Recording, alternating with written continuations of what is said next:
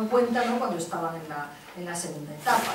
Lo que hace que los espectadores, cuando analizan la acción de los actores, piensen que los actores no dominan lo que pasa. Es decir, que los acontecimientos se ponen sobre la mesa, empiezan a rodar sin que haya un dominio de la acción, ¿no?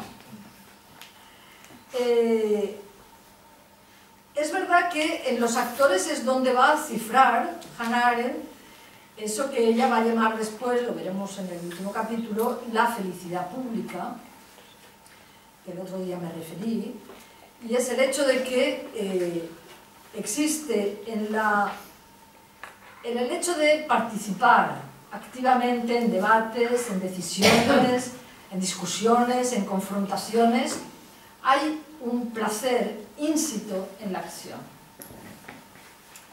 Es curioso, ¿no?, que lo dice, lo repite ad nauseam Hannah Arendt, porque es verdad que tú no te encuentras nunca, sin embargo, la declaración consciente, pocas veces, ¿no?, de alguien que diga que sí, que efectivamente es un placer participar en la acción. Ella piensa de nuevo que es una tara cristiana, es decir, que queda muy bien decir que es por deber. Es por deber. Estoy haciendo mi deber. Estoy comprometida porque estoy en mi deber. Difícilmente encontrarás a alguien que te dirá, esto lo hago porque me gusta un montón, porque me gusta y porque me lo paso bien. Y es esto, que me lo paso bien. Sin embargo, yo no sé, yo a veces me lo he preguntado, ¿no? Y si en algún momento habéis participado en algo que haya tenido un carácter decisorio, miraros el corazón, no hace falta que lo declaréis aquí, ese apasionamiento del momento en el que ves que puedes cambiar las cosas, y que las cosas cambian, y que van a cambiar a muchos años, y ha dependido de ti, de que tú en ese momento estuvieras ahí y hicieras eso, hay un placer enorme. Yo confieso que en una ocasión cambié el programa de filosofía, lo cambié a nivel estatal, gané la batalla a nivel estatal, éramos dos de Valencia que llevábamos la confrontación contra los de Madrid, etc. Y cuando vimos que los habíamos encerrado y que aquello ya no tenía salida y que lo habían aprobado, nos fuimos las dos al cuarto de baño. Era una cosa, era superior. Efectivamente, el programa de filosofía que hoy se estudia es el programa que hicimos. Yo encuentro que, no sé, cualquiera que haya participado en cambiar una ley, en cambiar tal, hay una satisfacción, hay un placer. Quizá eso es lo que dice Hannah Arendt, que también me ha gustado. Eso es lo que explica la grandeza de las declaraciones de los revolucionarios, que dice, es una grandeza que está más apoyada en su propio placer que en los resultados. Esos momentos fundamentales, esos momentos, ¿no?, estupendos, tal, son para ellos, ¿no?, para los que lo están haciendo, no para los espectadores. En cambio, los espectadores que efectivamente piensan que ningún actor domina lo que está pasando, tienen un papel fundamental en una cuestión, que es por lo que lo he sacado aquí con respecto a la necesidad histórica. Y es que el sentido de la historia solo se revela al final. Y al final de la historia no están los actores, están los espectadores. Esta es una reflexión que hace Hannah Arendt, la hace en muchos ámbitos, lo hace también en el ámbito, digamos, de la vida de un individuo. Si os leéis, por ejemplo, yo que sé, la vida de Rosa Luxemburgo, que hace Hannah Arendt, o cualquiera, la de Isaac Dinesen, porque ella era una artista en cuanto a la capacidad de, en 3 páginas, en 4 páginas, darte la configuración de una persona. No son biografías, pero son biografías porque te da el sentido de la vida de la persona. Yo recuerdo una que además no se ha traducido al castellano, que se llama, que es sobre el Papa Juan XXIII, y decía, ¿cómo un no cristiano llegó a ser Papa? páginas, pero son sublimes. Lo de Rosa Luxemburgo es buenísimo también, muy bueno. Entonces, ¿pero qué dice ella cuando lo reflexiona? Dice, el sentido de una vida se ve al final. ¿Por qué? Porque tú no la ves. Y porque además, cuando tú has terminado, cuando tú te has muerto, es cuando tú puedes componer la vida al revés. Cuando tú compones la vida al revés, todo lo anterior es causa de lo que vendrá después. Por tanto, tú estableces, digamos, es como el sentido de una flecha, ¿entendéis? O sea, yo puedo lanzar una flecha, pero el sentido de la flecha solo se ve cuando cae. Y donde ha caído, ahí es donde había... Eso es una de las razones por las cuales los libros de memorias casi todos son muy mentirosos, porque uno fuerza una congruencia o una fuerza a la congruencia de toda su vida desde la memoria posterior y le encuentra sentido a todo lo que ha hecho como ejemplo de coherencia. Pero en cambio el biógrafo sí que lo puede hacer. O sea, el biógrafo puede llegar a hacerlo, puede llegar a establecer eso. Y el historiador también. Y el espectador también. Es decir, el que después, una vez han pasado los acontecimientos, le ve. ¿Qué es lo que sucede entonces? Que lo que ha podido ser arbitrario, aleatorio, fruto del azar, fruto de tal, de repente adquiere un sentido. Y ese sentido lleva una carga de necesidad. Por tanto, la necesidad histórica está introducida por el espectador, no por el actor. Es el espectador el que hace aparecer esto. Esto tiene importancia, que la cuestión de la necesidad histórica, porque ciertamente ha habido una conclusión teórica que ya conoce muy bien, que es la de la filosofía de Hegel, que después fue también inspiradora de la filosofía de Marx, lo cual fue inspirador del marxismo, lo cual fue inspirador de muchas cosas de las que pensamos, ¿no? Porque Hegel hizo además, digamos, el círculo virtuoso, por así decirlo. Estableció que la historia se mueve linealmente, ¿vale? Que se mueve siguiendo una necesidad etapa por etapa, pero que el sentido de la historia es la libertad. Y la libertad está al final de la historia, con lo cual cierra el ciclo. Y lo cierra tanto que, según Hegel, no hay un más allá de la libertad, no hay un más allá de esa revolución que compondría la libertad. La historia termina. Y hay un marxismo, que quizá no suene ahora trasnochado y todo lo que queráis, pero un marxismo que ha hablado del final de la historia. Y que a lo mejor muchas de las que estáis aquí lo habéis repetido, yo por lo menos como si fuera un guardia rojo. O sin un guardia rojo. Es decir, que hay un final de la historia en el que se reconcilian, todos serán felices y comerán perdices, el reino de la necesidad desaparece, solamente hay el reino de la libertad, son palabras de Hegel, ¿no? Donde de repente a cada cual según su capacidad y cada cual según su necesidad, todas esas cosas, y se llega a un final de la historia donde son abolidas todas las divisiones, son abolidas tal. Con lo cual, ese final de la historia, esa historia compuesta con esta idea de necesidad, se convierte en el absoluto. Me consta que también hay otro camino para el final de la historia, que es el de Fukuyama, y el del neoliberalismo. No solamente ya sabéis que Fukuyama predijo el final de la historia, porque por el capitalismo se acababa todo. O sea, se acaba la historia, se acaba la confrontación. Yo decía que cierra el círculo porque convierte la necesidad histórica en absoluto. Ese absoluto que ya ahora no necesita ser trascendente, es inmanente de la propia historia. O sea, la propia historia lleva una carga de absoluto. La propia historia, porque inexorablemente se va a mover en ese sentido y va a constituir esas etapas. Con lo cual, claro,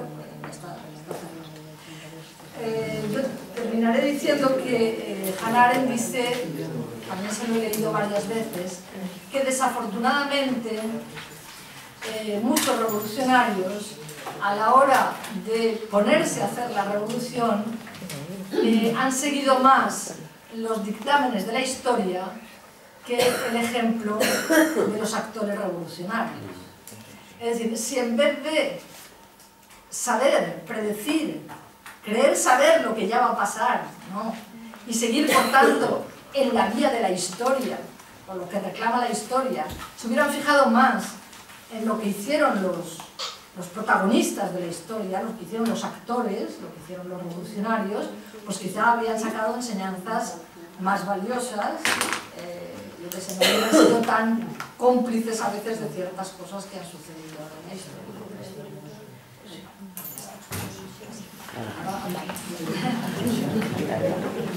Bueno, como el otro día levantáis la mano y me decís el nombre así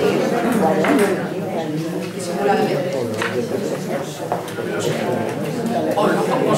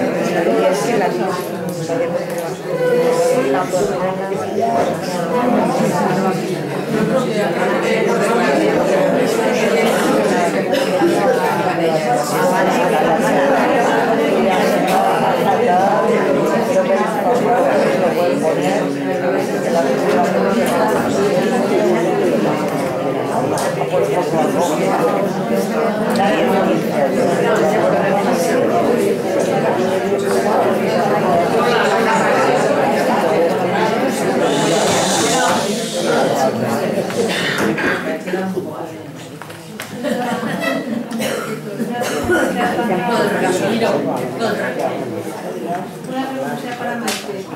En la página 52, cuando dice Hannah Arendt, de todas las...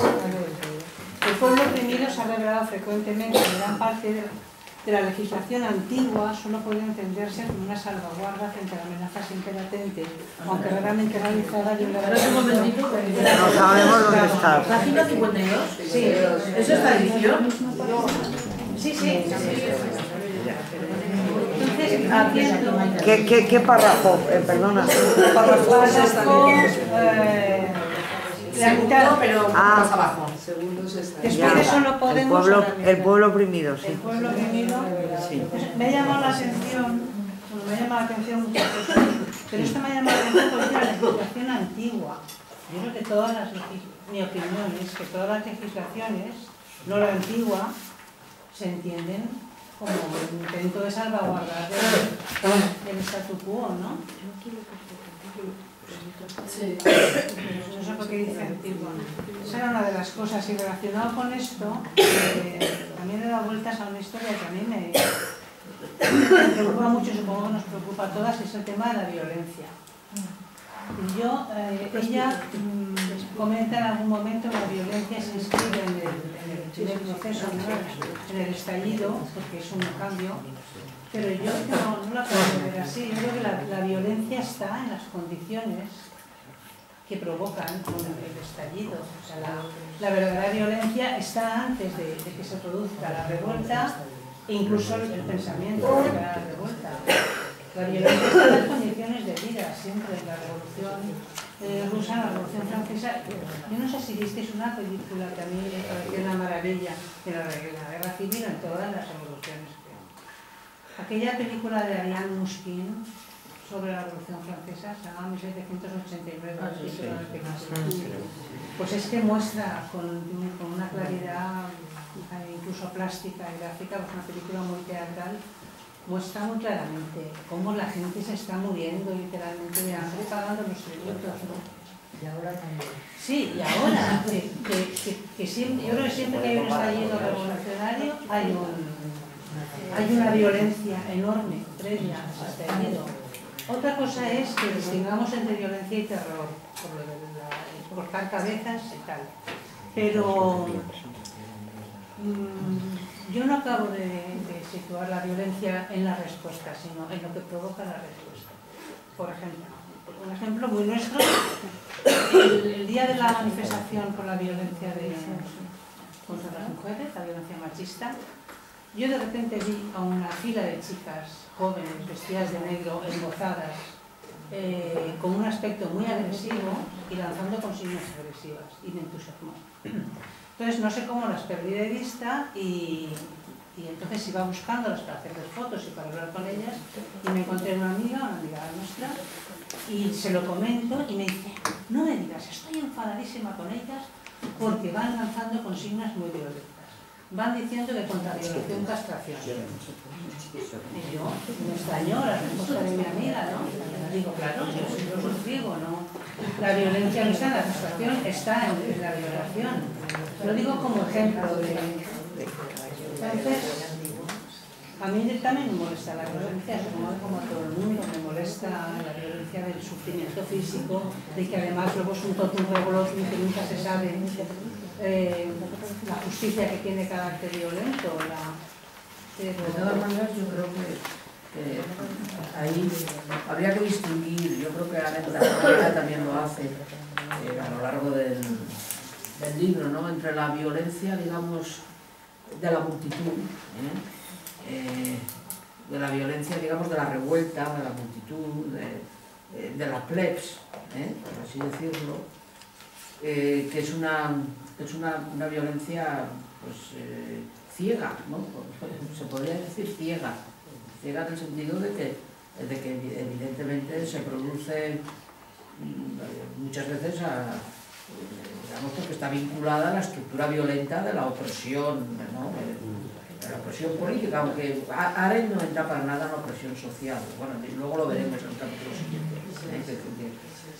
Pero la opresión política, por ejemplo, Tocqueville lo explica muy bien, Alexis de Tocqueville lo explica muy bien en su libro El antiguo régimen y la revolución.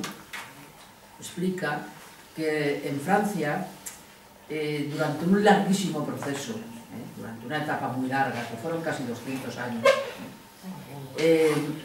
digamos, las clases no privilegiadas, ¿no? O sea, no voy a decir las clases pobres o explotadas o que tenían hambre, etcétera, estas ya descartadas, sino esas clases, abogados, profesionales, comerciantes, etcétera, van adquiriendo unos niveles culturales, unos niveles, digamos, de vida, ¿no? Tienen sus palacios, porque todos los palacios que hay en París de aquella época no eran de la nobleza, era eso que luego más llamará la burguesía, si queréis, las clases medias, que enriquecidas, ¿no? Habían accedido a altos niveles de cultura y de disfrute de la vida. Entonces, estaban, digamos, compartían el mismo espacio con los privilegiados del antiguo régimen, o sea, aquellos que por cuna, la nobleza de cuna, etcétera, la nobleza de lo que fuera, de Hobbes, etcétera, tenían esos privilegios, ¿no? Sabéis que el antiguo régimen solamente los nobles podían tener la dirección del ejército, podían tener la dirección de la justicia, podían acceder a toda una serie de cosas, ¿no? Por ser nobles, ¿no? Entonces, esto, Tocqueville lo explica muy bien, ¿no? Hace que en un momento determinado el odio de la burguesía, de eso que luego más llamará la burguesía, vamos a llamarlo burguesía, el odio de la burguesía hacia las clases privilegiadas, hasta los grupos privilegiados, es enorme, porque los que más se odian son los que más comparten. Es decir, no es el campesino que se entrará en un proceso de miedo, de violencia, de quemar los castillos feudales, de romper digamos, todo lo que eran los tributos feudales, las cartas de propiedad, etc. Eso es una gran oleada que se produce, es lo que se llama el gran miedo, que se produce a partir del 80 y del 90 en el campo, ¿no? Pero la violencia, digamos, los deseos esos del decir, usted se llama ciudadano tal y no va a llamarse duque de tal, sino que eres el ciudadano no sé cuántos, las vajillas que se llamaban vajilla igualdad, y que todas las vajillas tenían tal, el eliminar cualquier tipo de referencia aristocrática, el eliminar el llamar de tú a la gente, llamarla de tutearla, ¿no? Se impuso el título de ciudadano, que pasó también en Madrid y en Valencia, etcétera, durante el 36, la gente lo llamaba ciudadano tal, ciudadano Pepito, ciudadana Pepita, y se había acabado, y la gente en Barcelona no podía ir vestida de burgués, tenía que ir vestida con mono, porque al que veía con el mono, con vestido de burgués, iba, muchas veces lo metían en las checas o lo que fuera, ¿no? esa violencia que tiene que ver con la venganza, que tiene que ver con decir, ahora te vas a enterar. O sea, toda la humillación que tú me has producido aquí, ahora te vas a enterar otra vez. Eso lo libera la revuelta. Y la revolución empieza por la revolución. Era, pero ya estaba. Claro, sí, eso te digo yo que no estaba. Claro que estaba. Pero estaba, pero no estaba, porque está cuando se produce, cuando no se produce no está. Es decir, que está en el sentido de que estaba, todo eso está ahí. En el momento en que eso se rompe, en el momento en que eso, la estructura, la autoridad que decía Maite, ¿no? En el momento en que ese absoluto, esa autoridad, por eso, ahora mi intervención, en la Revolución Americana eso no se produjo, porque la Constitución fue una fuente enorme de autoridad. Ya he dicho que eran constituciones de los diferentes estados, era el estado de Virginia, de Massachusetts, de Pensilvania, ni siquiera había una constitución de todos. Entonces, eso era muy fácil de llevar, eran muy pocos, se conocían.